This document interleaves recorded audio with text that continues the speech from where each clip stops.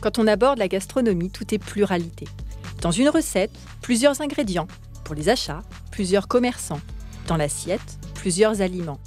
Alors oui, j'ai voulu définir ce podcast Passion sans modération comme une rencontre entre plusieurs personnalités de la sphère food. Une vraie tablée souriante grâce à laquelle vous passerez, je l'espère, un très bon moment.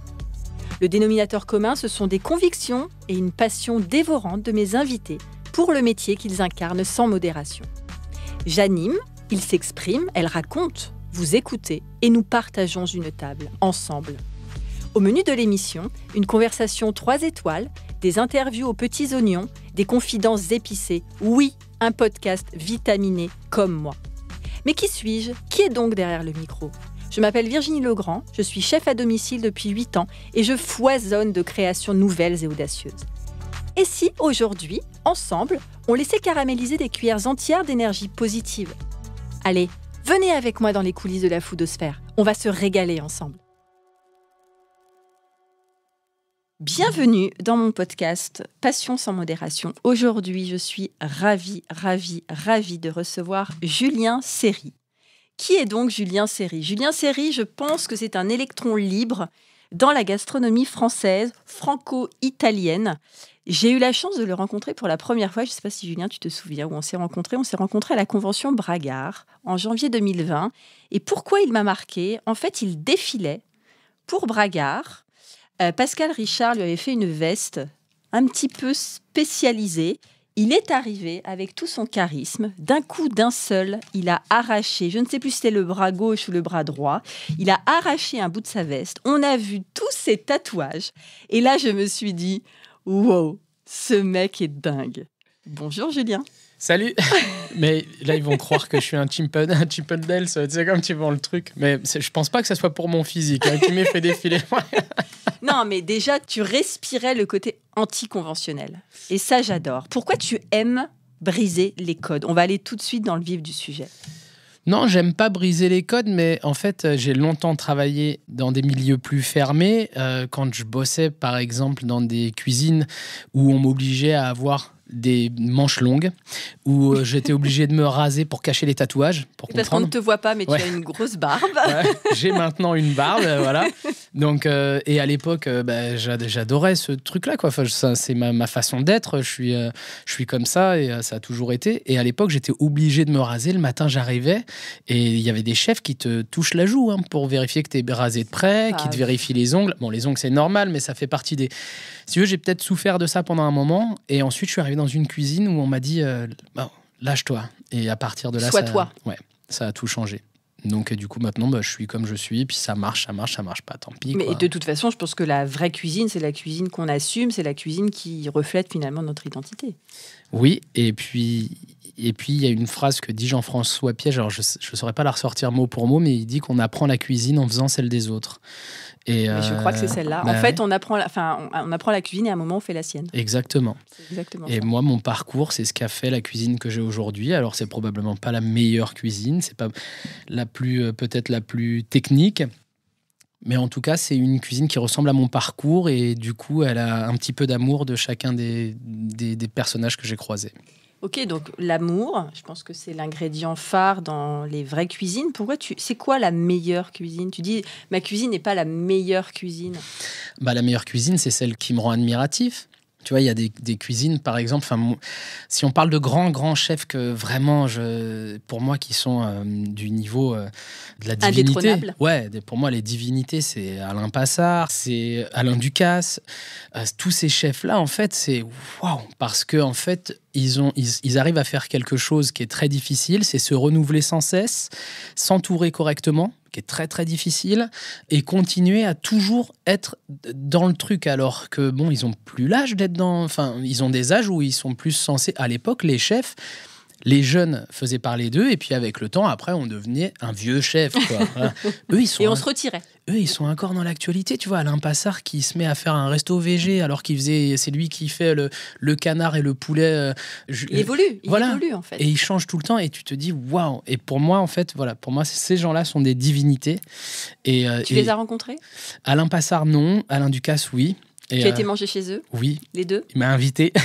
Ça, c'est la classe. Ah ouais, ça m'a fait quelque chose. Ouais. Ça m'a fait quelque chose. On s'était rencontrés plusieurs fois au Test of Paris. En fait, je suis membre du Collège Culinaire, qui est une association très importante pour moi. Et donc, Alain Ducasse est très actif au sein du Collège Culinaire. Et ça fait plaisir parce que avoir la reconnaissance de ces chefs-là, c'est aussi se dire... Bah ça y est, on a réussi parce que moi, clairement, tu ne l'as pas dit, mais ce que je fais, c'est de la street food. Donc, oui, je te laisse le dire, l'expliquer. Tu es là pour tout nous expliquer, tout nous dire. L'idée, c'est d'avoir les coulisses aussi. Et la street food, ça a quand même été très, très mal vu pendant longtemps. Et quand... je veux pas dire de nom, mais j'ai eu des chefs avec qui j'étais en cuisine et qui me laissaient entendre vas-y, fais de la street food, comme ça tu vas gagner de l'oseille. Et puis, en fait, non, pas du tout. Hein. La street food, c'est plus dur que la... Enfin, c'est plus dur de gagner sa vie parce qu'on est sur des paniers moyens qui sont beaucoup plus bas. Et quand on a la manière de travailler d'un restaurateur comme j'ai pu l'avoir avant, c'est-à-dire avec des beaux fournisseurs, des beaux produits, et pas tout simplement avec des produits qui sont tout prêts, de la mayonnaise en seau. Ouais, mais tu vois, mais fabriquer sa mayonnaise... Hérésie, la mayonnaise en seau. Non, mais fabriquer sa mayonnaise, on a beau dire sur tous les toits, ouais, ça coûte moins cher de la faire. Ouais, mais la main-d'œuvre coûte cher. Et au final, conserver sur des prix bas, voilà, le mec a une brasserie, c'est différent. Moi, j'ai pas une brasserie. Hein. Et se dire que ces grands chefs, en fait, malgré ce format-là, ils s'intéressent à nous, waouh, t'as l'impression vraiment que les choses changent et d'être dans le changement. Ça fait vraiment plaisir, mais en même temps, je sais qu'ils viennent pas là par hasard. Je sais à qui je dois tout ça. Je sais pourquoi ces chefs-là s'intéressent à moi. Et pourquoi ? Clairement, Alain Ducasse, parce que j'ai travaillé longtemps avec Denis Mbroisi, et qui est la famille pour moi aujourd'hui. Enfin, voilà, il n'y a pas d'autre mot. Donc, et on a tous notre papa de cuisine. Alors, Denis est plus jeune que moi, mais pour moi, j'ai appris tellement auprès de Denis. Et même maintenant, des fois, il me dit des trucs... je me dis, waouh, il est trop fort, quoi. Mais un truc bête, tu vois, voilà, on a un copain là qui va ouvrir un restaurant. Je lui fais un message et moi j'y vais le jour de l'ouverture et je lui dis ouais viens on y va ensemble, on se fait son premier service parce que les premiers services sont souvent difficiles et tu vois je me dis on va être là pour le soutenir et lui il me dit non je vais le laisser se mettre en place parce qu'il est déjà très stressé, ça va encore plus le stresser si on vient. Mais en fait ouais tu vois voilà et à chaque fois je me dis mais il a raison et il a toujours un train d'avance. Et je sais que Denis et d'autres chefs avec qui j'ai pu aimer beaucoup Denis, c'est lui qui a contribué au fait que certains chefs tournent le regard vers moi et prennent le temps de parler avec moi. Parce que Denis a été un des premiers chefs, il n'y a pas que lui, hein, mais en médiatisé, il y a eu Cyril Zen aussi, par exemple, mais Denis, c'est vraiment celui qui a fait le plus, qui s'est tourné vers moi et qui m'a crédibilisé, qui m'a pas regardé comme un... On a toujours cette crédibilité et cette légitimité vis-à-vis des pairs. C'est compliqué. Dans notre métier, c'est important. Vis-à-vis de la tradition, du socle, de ce qu'il faut. Donc, non, mais après, c'est tout à ton honneur d'arriver à rester aussi, je pense, fidèle à ce que tu veux envoyer auprès de tes clients, parce que finalement, ceux à qui tu veux tout donner, c'est tes clients. Ouais, mais pas que. Mes clients et tous ceux qui est autour. En fait, ce que j'aime, moi, dans notre métier, c'est quand on rayonne. Et c'est pour ça que je suis très actif sur les réseaux sociaux. Parce que les réseaux sociaux, c'est un moyen de toucher une clientèle que j'ai pas. Bien sûr. Quand je fais, par exemple, je sais pas, un réel où j'explique comment cuire des pâtes, je sais qu'à l'autre bout de la France, il y a peut-être quelqu'un ou un étudiant qui va dire « Ah, faut pas mettre d'huile dans l'eau. Ah. » Tu vois, oui. et c'est ça qui me plaît en fait. Ce qui me plaît, c'est vraiment de me sentir utile. C'est la transmission ? Ouais, transmettre, me sentir utile. Le truc du job accompli, quoi. Tu vois, après, chacun son leitmotiv. D'après ce que tu dis, c'est vraiment, et je pense que c'est ce qui nous correspond à tous les deux et globalement à tous les chefs, c'est de trouver du sens aussi dans ce qu'on fait, parce qu'on a un métier difficile. On sait pourquoi on se lève. On sait pourquoi on se lève tôt et on sait pourquoi on se couche tard. Ouais, mais il y a des fois on se lève tard parce qu'on s'est couché très tard. Voilà, et moi j'ai des jours, je promets que c'est vrai, hein, il y a des jours, sur mes jours off, et j'ai pas beaucoup de jours off. Oui, hein. J'en ai très très peu, parce qu'en vérité, même quand je suis en week-end avec ma famille, je suis en train de bosser. J'ai toujours un truc, hein, voilà. Mais il est déjà arrivé que je me dise, vas-y, là c'est bon. On coupe. Ouais. Là, tu y arrives ? À non. combien de pourcents ? Non, mais c'est ça, c'est ce que je viens de t'expliquer, c'est qu'il y a des fois, tu vois, je me dis demain, allez, je dors. tu vois. Puis je me rends compte que des fois, à midi, je suis toujours pas préparé, lavé, machin. Pourquoi ? Parce que depuis le matin, je suis avec mon téléphone, l'ordi, et en fait, j'ose pas me laver, m'habiller, tout ça, parce que je me dis, dès que je me lave, je m'habille, c'est bon, je vais aller glander. Je vais partir dans ma journée de repos. Là, tu veux rester dans le flow. Ça m'excite beaucoup de travailler, en fait, je crois. Ça me plaît beaucoup. Parce que tu adores ça. Ouais, je suis content d'avoir trouvé ça. Très bien, mais ça me parle énormément parce que je suis comme toi. Alors, Monsieur Julien, tu te définis comme étant un cuisiniolo, c'est ça qu'on dit. Est-ce que tu peux nous expliquer cette identité culinaire très atypique, mais j'ai adoré le terme. L'étymologie. C'est mon fils qui devait avoir 4 ans ou 5 ans qui a trouvé le truc. Mignon. Parce que donc, j'étais cuisinier, mais en même temps, j'avais fait une reconversion à la pizza. Et du coup, quand il me demandait, je lui disais cuisinier pizzaiolo. Et lui, il disait cuisiniolo. Bon, on a raccourci, on a fait cuisiniolo. Et en fait, j'aime ce terme. Pourquoi ? Parce que ça m'a permis de réunir 2 mondes. Ça m'a permis aussi de me démarquer, de montrer que je savais faire 2 choses. Un pizzaiolo, pour moi, il doit être 50% d'un boulanger, 50% d'un cuisinier. Donc voilà, j'ai fait un peu de boulangerie, j'ai fait un peu de cuisine, et au final, ça donne pour moi un pizzaiolo. Le seul problème de ça, c'est que quand t'es 50% d'un truc et 50%, t'es jamais à 100%, tu vois. Donc je pense que c'est ça que je cherche tout le temps. Je veux être à 100% cuisine, à 100% boulangerie, à 100% pizza, et tu peux pas. 100% Instagram et 100% influenceur, c'est très compliqué. Et du coup, alors le petit tips, combien de temps de pause pour une vraie pâte à pizza ? Alors si on parle de pâte à pizza, en fait, ça va dépendre de la farine que tu utilises. Donc, tu as plusieurs typologies de farine, comme chez nous en France, tu as la T45, T55, etc. En Italie, on n'a pas les mêmes définitions. On a la 0, double 0, typo uno. Donc déjà, ça, c'est différent. Ensuite, il y a une valeur qu'on prend en compte, nous, les pizzaiolos, et quelquefois, les boulangers, ça les intéresse même pas. Ils regardent même pas ça parce que c'est pas une valeur, c'est vraiment une valeur de pizzaiolo. C'est une valeur qui s'appelle le W. Et cette valeur, elle nous donne la résistance, l'élasticité, en fait, si tu veux. C'est parce que nous, quand on étale la pâte à pizza, on la tire très fort pour en faire un disque. Si elle déchire, on est mort. Claire. Donc, d'où les gens qui font le jeu comme ça, en l'air, où on se dit ça se cache jamais. Ils mettent beaucoup de sel et ils ont des farines qu'on dit très, très fortes avec des W élevés. Mais en gros, selon le W que tu vas avoir, ta pâte, elle peut maturer, on dit maturer, de 24 à 96 heures. Ça peut aller très loin. Plus elle va être forte et plus il va falloir que ça mature longtemps. Donc le premier truc déjà que je peux te dire, c'est que celui qui pense faire une pizza maintenant... Pour ce soir. C'est mort. Arrêtez, je reçois des messages tout le temps comme ça. Je comprends pas, la pâte, elle est dure. Ouais, mais il faut laisser le temps. Et c'est aussi la beauté de la pizza, c'est ce qui me plaît aussi sur cet art, c'est que tu vois, pour moi c'est... un art, c'est beau. Pour moi vraiment, parce que, et c'est ce qui me plaît, c'est que c'est des grandes frustrations, parce que des fois tu te déchires sur quelque chose, tu bosses à fond, et tu as le résultat que 96 heures plus tard, et puis tu te rends compte que tu étais à côté de la plaque, et tu es obligé de tout recommencer, quoi, tu vois. Donc c'est dur, c'est long, c'est de l'artisanat. C'est de l'artisanat. Et aujourd'hui, il y a beaucoup de gens qui font de la pizza sans trop connaître les principes. Bien sûr. Pas plus tard que ce matin, un follower sur... Parce qu'on aime les anecdotes. Très récentes, en plus, on aime. Ce matin, il y a un follower qui m'envoie un message parce que j'ai fait une vidéo avec un influenceur qui s'appelle Le Paris d'Alexis, où il me demande les tips pour reconnaître une bonne ou une mauvaise pizzeria. J'allais te poser la question. Publication du 8 septembre. Ouais, c'est ça. Donc, du coup, dans les tips, je dis quand il y a de l'origan sur toutes les pizzas, c'est mauvais signe. J'avais adoré. Mais c'est vrai, parce que ça veut dire que le pizzaiolo, il achète une sauce déjà toute prête qui a de l'origan dedans. Ça veut dire que c'est pas... Et pourtant, une sauce pizza tomate, il n'y a rien de plus simple. On ouvre la boîte, on met du sel, on écrase avec les doigts. Terminé. C'est comme ça traditionnellement, il n'y a rien de compliqué. Donc, j'y voilà. Et lui, il me dit, il m'envoie un message, il me dit « Bonjour chef, je vous envoie un message parce que moi, sur toutes mes pizzas, je mets de l'origan, mais j'ai pas de la sauce toute prête. » Alors, je lui explique, je lui dis, écoute, peut-être que tu devrais pas en mettre sur toutes. Je lui dis, tu vois, sur une Regina, par exemple, je vois pas le truc. Sur une 4 fromages, je vois pas le délire. Une pizza à la truffe, je vois pas le délire non plus. Tu vois, donc, je lui dis, peut-être que tu devrais pas en mettre sur toutes.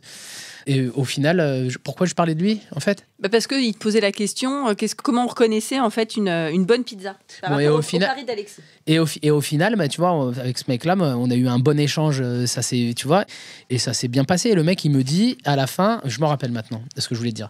Et le mec, il me termine en me disant, je lui dis, t'es installé depuis combien de temps? Donc, il a une pizzeria. Il me dit, ça fait, je sais plus, 6 mois, 1 an, je sais plus ce qu'il m'a dit. Et je lui dis, mais quelle formation tu as faite? Et il me dit, maintenant, je suis autodidacte. Et je lui dis, écoute, quand même, c'est un métier, tu vois. Je lui dis, imagine demain, il y a un mec, tu refais ton toit, et t'as un couvreur qui vient et puis qui dit, bon, t'inquiète pas, mec, je maîtrise. J'ai gratté YouTube. J'ai fait des tutos. Ouais, c'est bon, ouais, mais c'est ça, tu vois.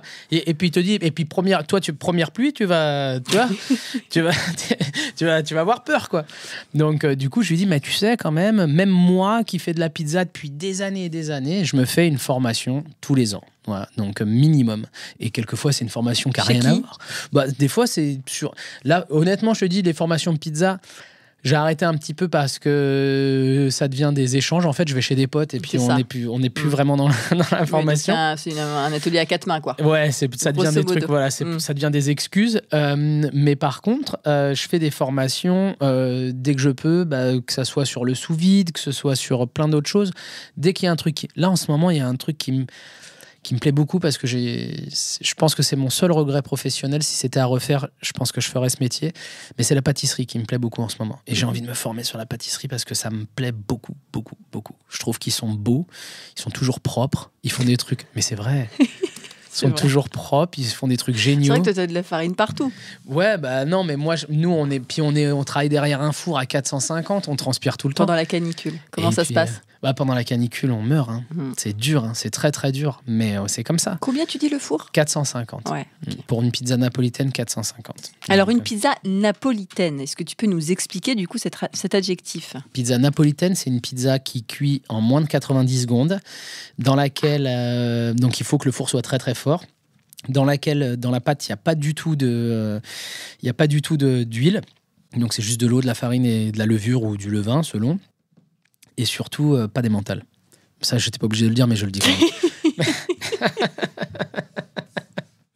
Non, mais j'ai pas de problème avec les mentales. J'adore les mentales, mais pas sur la pizza. D'accord, ok. Alors justement, tu parles de ta passion pour la pizza. Tu as été donc vice-champion de France de pizza. Avec Denis Mbroisi. En 2018. Voilà. 2018. Pizza douée, un chef, un pizzaiolo. Voilà. Donc, est-ce que tu peux nous raconter cette folle expérience? Comment ça s'est passé? C'était dur. Un soir, j'étais chez Denis, je bossais encore chez lui. Il y a un pote pizzaiolo qui passe au resto chez Ida et qui dit, ouais, t'as vu le truc doué, machin. Et lui, il commence à me dire, allez, Juju, on y va. Tu vois, il commence à me chauffer et tout. Et moi, je lui dis, mais non, parce que je me connais, je sais les concours. Elle me dit, mais si. Alors, j'appelle les organisateurs. Il me dit, fin de dépôt de dossier ce soir, minuit. Il était 17h, tu vois. C'était avant le service. Donc j'appelle ma chérie qui travaillait déjà, qui avait un autre boulot mais qui m'aidait déjà sur tous ces trucs-là. Et là, on monte le dossier en 3 heures, on fait un truc, voilà, ça vraiment n'importe quoi. On met même pas de photo dans le dossier parce que normalement tu dois mettre une photo, on n'en met pas. Bref, on envoie le dossier. On est pris. C'était Simone Zanoni qui était Juste lui. Ouais, qui était président du jury, tu vois. Okay. Et on est pris. Bon, ça fait beaucoup de i, hein, quand même. Ouais, c'est les Italiens, tu vois. C'est vrai, série Mbroisi, Zanoni. Mais et du coup, on s'est préparé comme des fous. Enfin, surtout moi. Denis, lui, il était très confiant parce que il avait fait Top Chef et que tu vois, il est beaucoup plus à l'aise. Et voilà, moi à l'époque, j'avais rien fait avec les médias, on va dire ça comme ça. Et puis, je n'avais pas l'habitude de prendre la parole ou monter sur une scène, donc j'étais hyper stressé. Et je suis retourné dans ma campagne, en Auvergne, là où j'habitais à l'époque. J'ai acheté un pétrin, j'ai acheté un frigo, une table à pizza, un four à pizza. Ça a été 3 mois d'enfer. Je me formais tous les jours, ma vie consacrée à ça. Je faisais, parce que moi, ma partie, c'était vraiment la partie pâte. Je faisais des tests comme un dingue. J'envoyais des photos jour et nuit à Denis. Je réveillais ma femme pour qu'elle me filme parce que, si tu veux, ma pâte, elle arrivait à la maturation idéale à 4h32 du matin. Et donc, elle se réveillait à 4h32, elle dormait à moitié et je l'obligeais à me filmer pour que je puisse ensuite décomposer mes mouvements d'étalage parce que je peux... Ça, c'est les vraies coulisses. Ouais, ça, franchement, c'était pas drôle. Je te dis honnêtement, c'était pas drôle. C'était un moment difficile. J'ai même eu quelques pétages de câbles. On habitait pas très loin d'une cascade qui était dans un bois. Et il y a un soir, j'ai pété un câble. J'ai pris la voiture, j'y suis allé, je me suis mis sous la cascade, tout habillé. Et je hurlais avec la pression d'enfer. Ah, un truc de fou. Un truc de fou. Un truc de fou. Et quand on est arrivé à Paris, on a fait vice-champion. On était à genre 43 points du premier et on avait eu 50 points de pénalité parce qu'on n'avait pas mis de photo dans notre dossier. Non. Je te jure, hein, avec Denis, on était fous. On était fous. Mais bon, c'est le jeu, tu vois, c'est comme ça.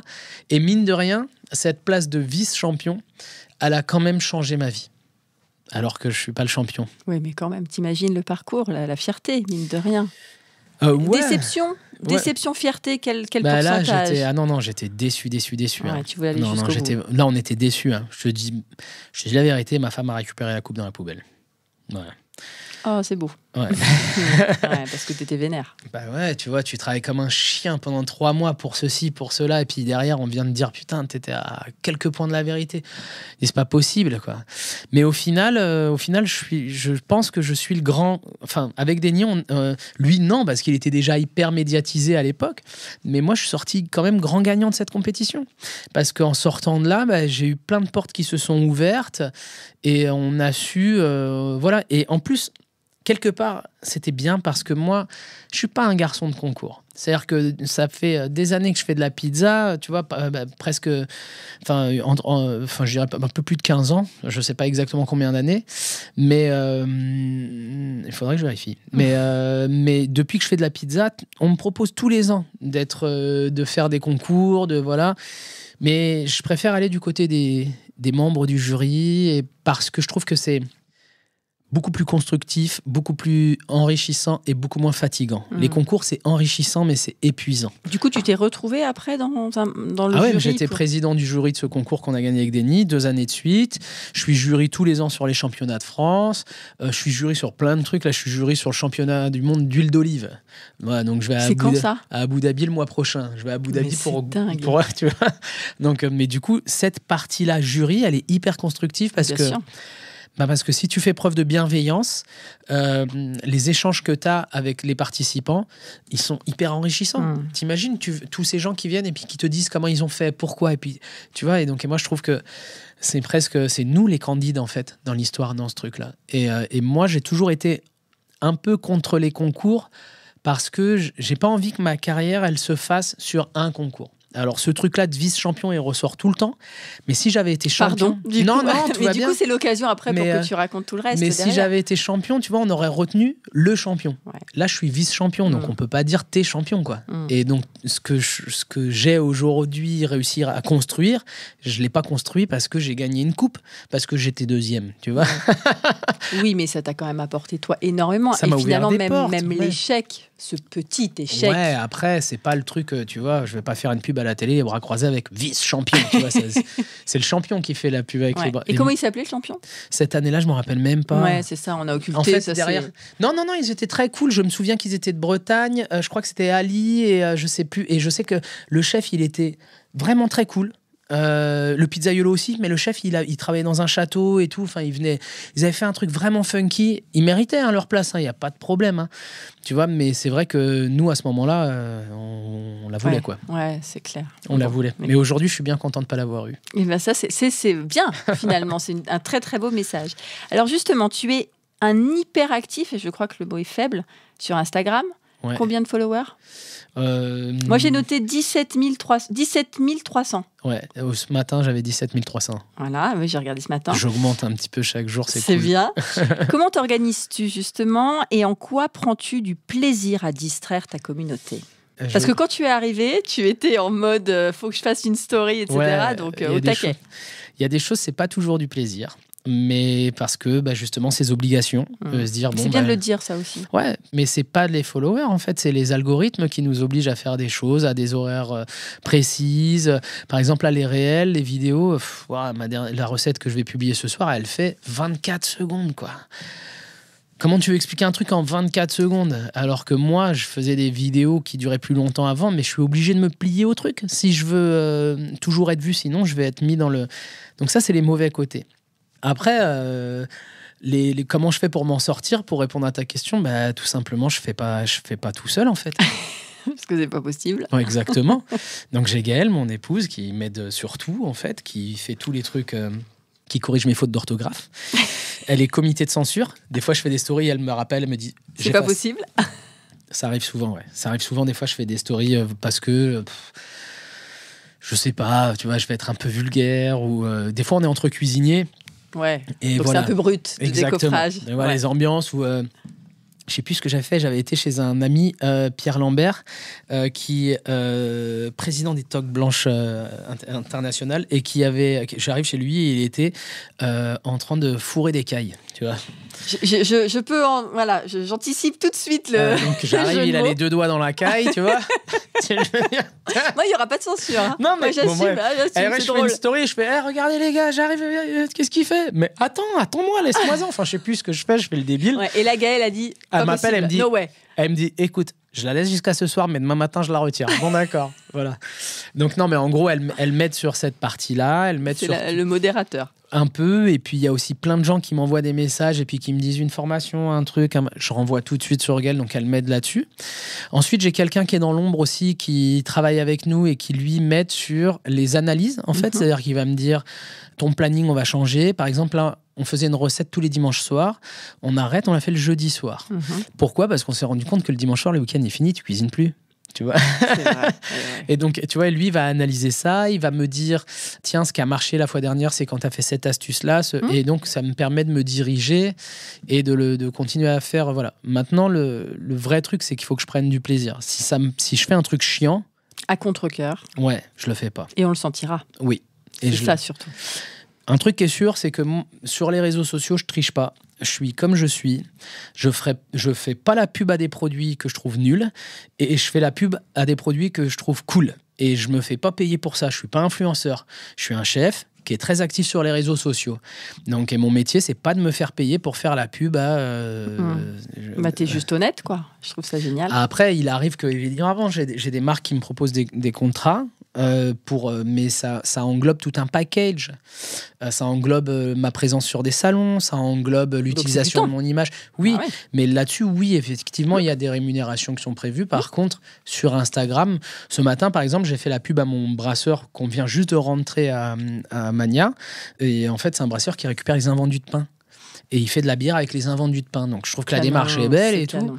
On a rentré la bière hier. Le nom de la bière ? La Miche. Et voilà. On l'a rentré hier, on l'a mis à la carte hier, et du coup ce matin je fais une story pour dire ouais, je viens de rentrer ça, et voilà, j'explique le truc. Je trouve ça cool. Mais c'est vrai qu'un influenceur, pour ça, il se serait fait payer. Moi, je me fais pas payer, je le fais parce que la démarche est belle. Mais tu le fais aussi parce que ça a du sens, c'est lié justement à ce que tu veux offrir aux clients, c'est que tu reconnais aussi le travail de ce brasseur.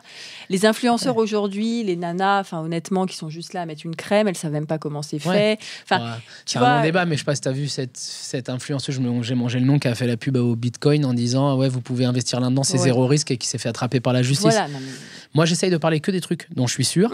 Et il y a des fois, je dis des choses et je suis retoqué par les gens qui me suivent, par les followers. Ça peut arriver. T'es retoqué. Ah oui, ça arrive. J'ai pas envie de lancer un débat ou quoi, mais je suis aussi passionné de moto. On est très axé sur l'écologie, c'est discours contradictoires. Alors que pour moi, pas du tout. Parce que me déplacer à moto, tu m'as vu arriver, là je suis venu en moto, je serais venu en voiture, j'aurais consommé 3 fois plus et j'aurais été bloqué dans les bouchons comme un âne. Je suis venu en voiture, donc tu vois, là j'ai consommé 3 fois plus. Et on est bloqué dans les bouchons. Non, mais t'as raison. Voilà, et comme des cons dans les bouchons, donc ça le fait pas en fait, tu vois, donc écologiquement ça va pas. Donc la moto pour moi c'est un moyen de transport écologique, j'aimerais bien passer à l'électrique, mais c'est très cher. Voilà. Et notre véhicule à la maison. Il y a autant de motos électriques que de voitures électriques ? Non, il y a très peu de modèles. C'est ça, il y a très peu de modèles et c'est très très cher. C'est entre 30 et 40 000 euros selon les moins chers. Ça coûte 20 000. Tesla n'a pas encore fait de moto ? Non. Mais non, parce qu'en fait, si tu veux, il faut la place pour mettre les batteries. C'est ça le problème. Et à la maison, si tu veux, nous, on compense tout. Gaëlle, mon épouse, est ingénieure et écologue. Donc chez nous, c'est hyper important. Et à la maison, on roule en hybride. Et quand je fais des stories sur l'hybride, je me fais toujours retoquer parce qu'il y en a toujours un qui me dit ouais, ça pollue. Écoute mec, ça fait 15 ans que je roule en hybride, ça fait 15 ans que je fais des efforts comme ça fait 15 ans que j'ai banni le diesel de ma vie, je suis peut-être pas dans le juste, je me trompe peut-être, mais en tout cas l'intention est là et il a peut-être raison, peut-être que je pollue encore plus, mais je pense que Je pense que demain, si mon gamin se met à tousser parce qu'il y a trop de particules fines et à cause du diesel, au moins, je peux me regarder dans le miroir pour ça. Alors, c'est sûr que on va me dire, ouais, mais les gamins qui sont en Asie ou en Afrique, qui ramassent les... tu vois. Mais souvent, sur des trucs comme ça, je me fais retoquer. Et les réseaux sociaux apportent ça qui peut être à la fois perçu comme du négatif et du positif. C'est-à-dire que moi, cette facilité aussi à critiquer des choses dont on ne sait rien. C'est négatif parce que ça donne... TikTok, c'est le pire de tout ça. TikTok, on a une vidéo qui a fait 5 millions de vues. Putain, les commentaires, tu te dis, waouh, ils sont durs, hein. Ils sont méchants, vraiment méchants. Mais au final, c'est le jeu. Ouais, c'est le jeu et puis c'est positif parce que quand ta mère elle te dit tout le temps, moi je suis italien donc je connais ça. Quand ta mère elle te dit, mais qu'est-ce que t'es beau, oh qu'est-ce que t'es intelligent, oh puis tu sais, imaginons moi, tu vois, je lui fais à manger, oh c'est très très bon et en fait c'est dégueulasse. Tu vois, arrive un moment au moins. Oui, c'est objectif. Voilà, c'est ça. Voilà, on revient à l'objectif. Il n'y a plus de barrière. Voilà. C'est ça. Alors justement, j'aimerais que tu me dises quel est l'ingrédient typiquement italien dont tu ne pourrais jamais te passer. Je pense typiquement, je sais pas si c'est typiquement, mais le basilic, ça fait vraiment partie de ma cuisine. Et j'aime vraiment le basilic, je le mets partout. J'allais dire la tomate, mais c'est trop facile. Mais le basilic, c'est vraiment le truc pour moi. Et du coup, chez Mania, tu fais aussi des desserts ? Ouais. On fait du tiramisu, on fait des pizzas sucrées qu'on appelle des pizzas, mais c'est pas des pizzas, c'est des bâtonnets. Enfin, on revisite un peu la pizza pour la faire de façon sucrée. D'accord, ok. Mais pas assez à mon goût. C'est vrai ? J'aimerais faire plus de sucré. Je te dis, en ce moment, je suis dans mon trip pâtisserie. Là, est-ce que tu peux nous rappeler l'adresse de tes restaurants ? 48 rue Notre-Dame-de-Lorette. Et ensuite, on en a un autre qui est dans le food court iconique à Italie 2. Voilà. Quelle est la contenance ? La contenance, il n'y a pas du tout de restaurant à l'intérieur, c'est que du à emporter ? Non, si. Ah oui, donc combien de couverts ? Après, c'est un fast-food, c'est une volonté de notre part. Iconique, t'as la place, c'est un food court, il peut venir à 200 là-dedans. Mais Notre-Dame-de-Lorette, quand on a signé le bail de ce truc-là, c'était un truc qui faisait des crêpes au Nutella. Tu vois ? Donc nous, on est passé à l'opposé, on a dit on veut plus de ça, et c'est pour ça d'ailleurs que c'est banni de chez moi. Voilà. Et on a, je pense... bien serré, on doit avoir 16 couverts, tu vois, mais on est sur des manches debout. On est volontairement inconfortable. Pourquoi ? Parce qu'on n'est pas dans une ambiance cosy où on va écouter du Norah Jones. Chez nous, on va plus balancer du vieux son 90-2000, tu vois, enfin, je sais pas, du I Am, du Secteur A, du Alliance Ethnique, des trucs un peu funky, rigolos. Ou même du gros hip-hop bien lourd. Et puis, on va... En fait, tout ce qui me frustrait dans la restauration classique, là, je l'ai... Classique lisse, tu veux dire ? Ouais, parce que c'est... Non, puis même là, dans ta manière de t'adresser aux clients, tu vois. Avant, tu pouvais pas. Moi, j'arrive, les mecs, ils arrivent, au bout de 2 minutes, je commence, alors les gars, comment ça va, machin, truc. Tu prends pas de dessert, mec, mais t'es un dingue, tu vois, voilà. Ça, je peux pas faire. Mais c'est ce qu'on aime aujourd'hui, ça, cette proximité, en fait. Bah, en fait, tu as le retour. C'est la chaleur. Ouais, et puis tu as le retour direct. Nous, nos métiers, qu'est-ce qu'il y a de frustrant ? Je veux dire, sauf quand tu es chef peut-être à domicile, tu t'en vas, tout de suite, tu sais ce que ton client il a pensé. Moi, j'ai énormément d'amour, effectivement. Ouais. Chef à domicile, tout de suite, j'ai le retour. Et c'est ça qui fait que c'est extraordinairement bon, parce que tu le comprends tout de suite. C'est le rapport vraiment intime, purement intime. Quand ça s'est mal passé, tu le vois aussi, mais au moins tu sais. Ça ne se passe jamais mal. T'as pas encore eu cette expérience-là. Voilà. C'est vrai. Non, mais je trouve que c'est hyper intéressant ce que tu proposes aussi comme... Moi, j'aime les restaurateurs qui sont passionnés par les produits, par les clients et qui ont effectivement une vision assez iconoclaste. Je te trouve très, très iconoclaste, en fait. C'est gentil. Non, mais c'est un vrai compliment parce que moi, j'aime aussi être comme ça. Et c'est vrai qu'on a tendance à vouloir une cuisine élitiste qui est très structurée, qui est très... Méfie-toi parce que chez moi, j'ai des clients qui viennent en limousine. C'est vrai. Je te jure. Oui, mais par contre, ils cherchent autre chose. C'est ça, ils cherchent autre chose chez toi. C'est pas du tout... Ça peut être un CSP+, mais ils cherchent autre chose. Je vais te dire, je vais te dire un secret. Pas qu'à moi, tu sais, ce sera pas qu'à moi. Mais j'ai eu aussi cette idée à un moment où de notre vie avec Gaël, on avait un restaurant en Espagne et en fait, on a fermé notre restaurant à cause de la crise. Et il y avait une ville, Javea, qui était pas très loin de là où on était. Et là, c'était que des joueurs de foot, des acteurs, des gens qui gagnaient beaucoup d'argent. Et on s'est rendu compte que ces mecs-là, le soir, ils aimaient bien s'habiller comme il faut pour aller dans des restos gastro et payer ce qu'il fallait. Mais le midi, ils veulent aller manger sur des tables en plastique et payer rien du tout, quoi. Tu vois, et être vraiment dans la vie du mec lambda, quoi. Et donc, du coup, ça, je l'ai compris. J'ai compris que même les gens qui ont les moyens, ils ont besoin de se sentir bien quelque part, de bonnes franquettes, à la cool. Et avec Mania, j'ai réussi à faire ça. La première fois que je m'en suis rendu compte, j'en ai chialé, vraiment de bonheur, parce qu'on était au resto et tu sais, on fait de la pizza à la truffe. On la râpe minute, tu vois. Donc, et on a une bande de jeunes qui arrivent, casquette à l'envers, tout le délire et tout, tu vois. Donc, trop cool. Ils se posent et eux, ils arrivent et ils font ouais, pizza à la truffe direct parce qu'ils n'avaient jamais mangé de truffe rêve de leur vie. Chez moi, pour moins de 20 balles, ils ont une pizza à la truffe, bien fat et tout. Et puis, tu vois, ils mangent de la vraie truffe. Et à côté d'eux, il y a une dame qui s'est assise avec son mari et ses 2 petits-enfants, ambiance tailleur Chanel, le petit sac à main. Pépé, il est allé garer la Mercedes dans le parking, on l'attend. Et eux, ils me prennent la margherita, la plus simple, la moins chère. Et au bout de 5 minutes, ils se mettent entre eux à parler, là. Et il y a des échanges qui naissent entre eux. Et je me suis dit, waouh, putain, j'ai réussi, quoi. En fait, c'est ça. Pour moi, la vraie cuisine, c'est la communion. C'est d'arriver à fédérer. Ouais, et en fait, c'est l'amour qu'on donne aux gens et les gens qui viennent rechercher cet amour-là. Et je crois qu'il y a très, très peu de métiers qui permettent de donner ça. Non, il n'y a que Pizzaiolo. Alors, j'ai une question aussi, parce que moi, j'adore le vin. Quel vin, au singulier, tu juges incontournable pour déguster une pizza ? La bière. Ah, j'étais sûre que tu allais dire ça. Donc, c'est pas possible avec du vin. Non, si, bien sûr. Bien sûr. Non. Moi, je travaille avec un ami, Loïc, qui est sommelier, qui me fait mes vins. Et, on a une carte des vins. On vend du vin ouvert. Parce que, voilà, moi aussi, à la maison, la vérité, c'est que moi, je préfère boire un verre de vin à la maison plutôt qu'une bière. Mais la pizza, ça doit être la bière. D'accord. Quel type de bière, du coup ? Blonde, franchement, ambrée, peu importe, voilà, selon ce qu'on va manger. Ouais. Mais tu vas prendre une ambrée, tu vas plus la prendre avec une 4 fromages, je vais peut-être aller taper la ambrée, quoi. Tu vois, parce qu'il y a du gorgonzola, il y a des trucs qui tabassent un peu plus fort. Par contre, moi, je suis assez fan des blondes, je dis les bières. Mais oui.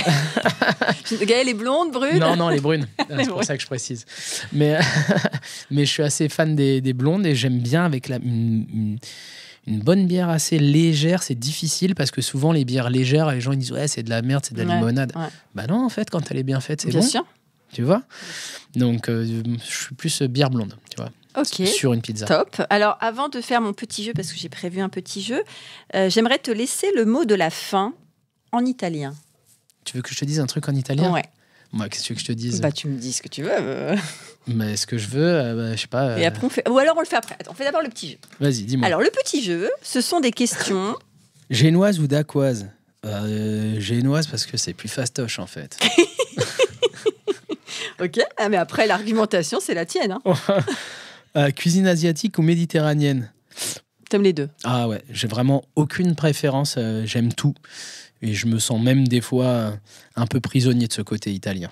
Ah. Non, parce que j'aimerais bien, tu vois, j'adorerais faire du hot dog ou des trucs comme ça, tu vois, partir sur des trucs. J'ai des potes à Clermont-Ferrand qui ont une pizzeria, qui lancent une boutique de pastrami. Et ils sont pizzaiolo à la base. Et je trouve que c'est des génies. C'est Omis Pizza Clermont-Ferrand. Meilleure pizza de Clermont-Ferrand. Et ils sont des génies de faire un truc avec du pastrami à la new-yorkaise, tu vois. Clairement, autre culture. Tu donnes faim, là. Ça donne très faim, tout ça. Hein. Très, très faim. Alors ensuite, j'ai coquillette ou spaghetti. Coquillette au jus et spaghetti au beurre ou à la bolognaise, ou au beurre si on veut rester français, et à la bolognaise si on veut être italien. Alors, est-ce que tu peux, s'il te plaît, nous rappeler les ingrédients phares de la bolognaise ? Est-ce qu'il y a de la carotte ? Il peut y avoir de la carotte. Du céleri ? Oui. D'accord. Carottes, céleri. Tomates, évidemment. Pas obligé. Tu peux avoir une bolognaise blanche. Ouais. La bolognaise, elle est d'abord blanche et ensuite la tomate est arrivée. Donc bolognaise blanche, tu as la viande. Ouais. Quoi d'autre ? La viande Oignon. Et après ce qu'on appelle en italien un sofritto. Un sofritto, c'est une préparation de légumes. C'est un peu genre notre bouquet garni plus. Il va y avoir de la carotte, du céleri. Il peut y avoir des fois d'autres légumes. Même il y a certains qui mettent de la pomme de terre dedans s'ils veulent épaissir un peu. Déglacé au vin blanc. Et ensuite, donc ça va venir se mélanger à la viande et on va ensuite, voilà. Donc, non mais bolognaise, voilà. Très bien. Fastoche. Et pas viande hachée. C'est-à-dire que viande hachée, oui, mais pas que. Il peut y avoir du lard. Il peut y avoir... Moi, je mets du lard, il faut tout mettre. En fait, la bolognaise, l'histoire de la bolognaise, c'est une sauce que les mamans faisaient tout au long de la semaine. En fait, si tu veux, elles gardaient petit à petit, ça mijotait. C'est la légende, hein. Et du coup, au final, on se retrouvait avec des restes de plein de viandes différentes. C'est un ragoût de viande. C'est un peu comme le hachis parmentier après le pot-au-feu. Exactement. Quoi. C'est ça. Exactement. Ah ouais, je te dis les coquillettes au jus, quoi. Ouais. Après le bourguignon, tu fais coquillettes au jus. Ouais, c'est pour ça. Rien de mieux, quoi. C'est quand même mieux que le viandox, hein. Je ne connais pas. Attends, ne prononçons pas ce mot-là, s'il te plaît. Merci, Julien. Ensuite, j'ai terrine ou rillette. Ça dépend qui les fait, en fait. Mais là, tout de suite, là, tu aurais une bonne tranche de pain. Non, rillette, direct. Ouais, rillette. Plus de gras. J'étais sûre que tu allais parler du gras. Je suis membre de l'amicale du gras. Hein. Ah ouais. Le gras, c'est la vie. Ah, il faut pas déconner avec le gras. Plus de gras, il faut se tenir debout. Hein. Viande crue ou poisson cru pareil, les deux. Le poisson cru m'inspire plus de la finesse et la viande crue, voilà, c'est un peu plus... un peu plus bourrin. Ouais, plus mec, quoi. Ouais. De toute façon, la viande, elle doit se manger presque crue. Ouais. Voilà. Après, parce que donc les beefsteaks à point, on n'en parle pas, quoi. Non, c'est possible, pas ma cam. Après, voilà, le client qui le demande, tu lui fais, il est content. Pas beaucoup de sens quand même. Ouais, bah tu sais, en Italie, quand ils voient dans un steak un tout petit peu de viande, ça leur donne la nausée. Hein. Ah ouais. Ils peuvent pas voir ça. Alors que nous, chez nous, c'est important. Éclair ou tartelette ? C'est très drôle parce que tu sais qu'en venant là, tu as dû entendre, je suis arrivé peut-être 10 minutes avant de taper à la porte. J'ai garé la moto et comme j'ai pas beaucoup mangé à midi... Tu as été chercher... J'ai été chercher un truc à manger, j'ai été me chercher un éclair. Donc la réponse, éclair quoi ? Café, chocolat ? Ah, un chocolat direct. Non, mais éclair chocolat et mention spéciale pour l'éclair chocolat de Jeffrey Cagne qui est juste... Voilà. Le dessert de ma vie. Bon alors, du coup... C'est la fin. Ouais. Donc là, je veux que tu me donnes le mot de la fin en italien. Déjà, je tiens à te remercier, Julien, parce que ça a été vraiment un podcast très authentique, mais comme tous les autres d'ailleurs, très authentique, rempli de passion. J'adore parce que tu es aussi hyperactif que moi et ça me décomplexe et me déculpabilise. Donc, dis-nous quelque chose en italien. Qu'est-ce que tu veux que je te dise ? Ne m'insulte pas, s'il te plaît, parce que je ne parle pas italien. Alors... Ciao ragazzi, grazie per questo podcast. Spero che tutto quello vi darà un po' di forza per fare un po' di cucina a casa e lasciate stare tutte le cose preparate, tutte le cose che non sono buone, preparate a mangiare da voi. Et on peut avoir la traduction En gros, je dis arrêtez, mangez des choses que vous préparez vous. Voilà. Ou payer des gens pour le faire, hein, oui. Tu vois, c'est mon métier, voilà. C'est ton métier. Voilà. Mais, effectivement. Je pense que le fait maison, pour moi, c'est le vrai avant tout. Ouais. Le Bolino, c'est... Voilà. J'ai dit 3 marques, il fallait que je finisse sur une marque. J'en ai dit 2, il fallait que je termine sur une dernière marque, tu vois. Bolino, mais ça n'existe plus, ça. Bien sûr que ça existe. Ouais, les pots comme ça. Ouais, bien sûr. Ouais. Bon, en tout cas, merci beaucoup, Julien. Et je viens quand chez Mania ? Quand tu veux. Ok. On n'aurait pas besoin d'invitation chez nous. Ok, ça marche. Merci beaucoup. Je t'en prie. À bientôt. Ça y est, notre rencontre prend fin. Merci à tous mes invités d'avoir accepté mon invitation et d'avoir joué le jeu de la sincérité et de l'authenticité. Merci à vous d'avoir suivi nos échanges. J'espère que ce podcast, Passion sans modération, a nourri votre curiosité et qu'il vous a donné faim. J'ai aimé, en effet, mettre en lumière toutes les personnalités qui contribuent à faire de l'alimentation et de la gastronomie une pierre angulaire de notre beau pays et de notre art de vivre. Alors, on se donne rendez-vous au prochain épisode ? Pour prolonger l'expérience gourmande, retrouvez moi et mon univers sur mon site communique-passion.fr. Créons-nous prochainement un rendez-vous dans votre cuisine pour un menu qui nous ressemble à l'occasion d'un événement qui vous rassemble. Vive le fait maison et vive la passion!